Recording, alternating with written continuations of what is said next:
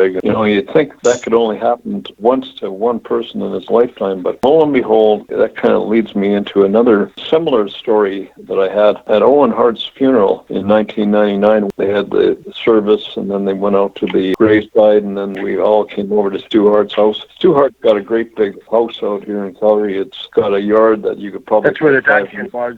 Yeah, the dungeon was in there. He's got a lot of land there, you know, and you could have hundreds of people. But I remember WWE came in, and they had every major person, WWE and Vince, and I'm in the lobby of Stu Hart's house. I'm just kind of standing there, and I look around, and I see Luna Vachon, and I mentioned to her Paul Vachon, and one thing led to another. She says, "Oh, here, I'll introduce you to a couple of friends of mine here." So I turn around, and this is Paul, and the other one was, I can't remember their real name, but Triple H and China. Hunter's there, and we're just talking like you and I are talking right now, and Hunter says, "Listen, can you tell me, is there such a place as a dungeon? Or is that like an urban legend?" I said, "What do you mean an urban legend?" "Hunter, hey, come on down." So I take Hunter and China and Luna Vachon into the basement of Stu Hart's house. We spent about 10 minutes in the dungeon. I showed them all around the dungeon.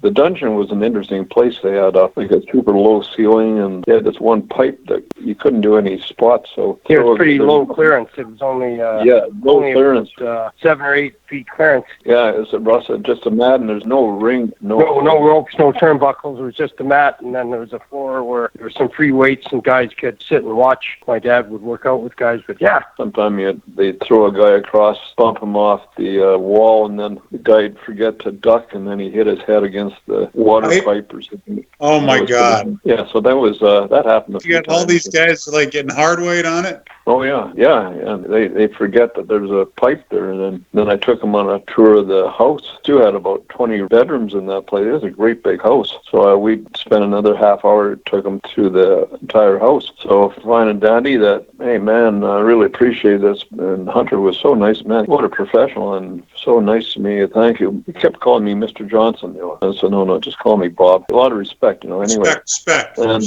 I said, Paul, anytime, And so that's fine and dandy. About a year later, I'm at the Saddle Dome. I'm in the back with Stu Hart. Hunter comes up, and I said, "Hey, Paul, how's it going?" "Hey, man, how's it going? You're the guy who showed me the dungeon. I really appreciate that. That was really cool." And China liked it, and I think Luna Vachon, she said Luna liked it, and he took us on the tour of the house, and it was really cool. And that, what a nice gesture, It's a fond memory for him. Yeah, so that would have been in about 2000. I saw him, and then go ahead. I'm down at the WrestleMania with the Hart family. They invited me to come down. Well, That's of course, the Hart family loves you. You're an adopted member of the family. Anyway, I got there about 4 days early, and I remember sitting around drinking with everybody in the lobby. And in fact, Seamus, I'll segue before I tell you about Hunter, my old friend Seamus. He had just broken in, and I saw him in a movie that he did, and he was just a raw rookie in WWE. And Harry and TJ Wilson, Tyson Kidd were in there. And I remember I got in a nice conversation. I said, "I saw you in this movie." And he says, "Mr. Johnson." They always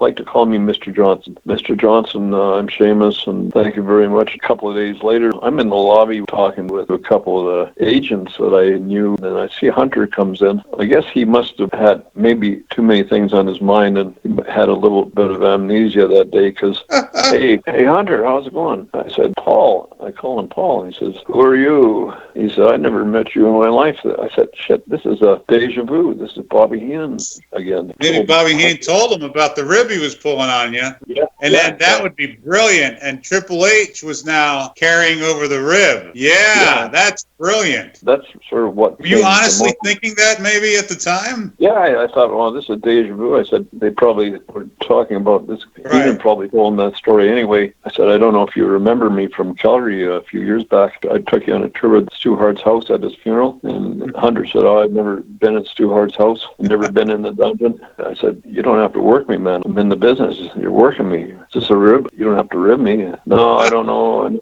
I was never at Stu Hart's house, never at the service, nothing, you know. And I said, okay, that's fine, and Danny, just let it go. Don't get mad at the guy. Later on, reminded a few of my friends within the company. I told them the story. I don't know if it ever got back to Hunter, but I don't know what happened. He had amnesia, or he had more in his mind. But I always found that really interesting in the business. I met so many guys over the years that knew me and remembered me, old legends. Why would they want to remember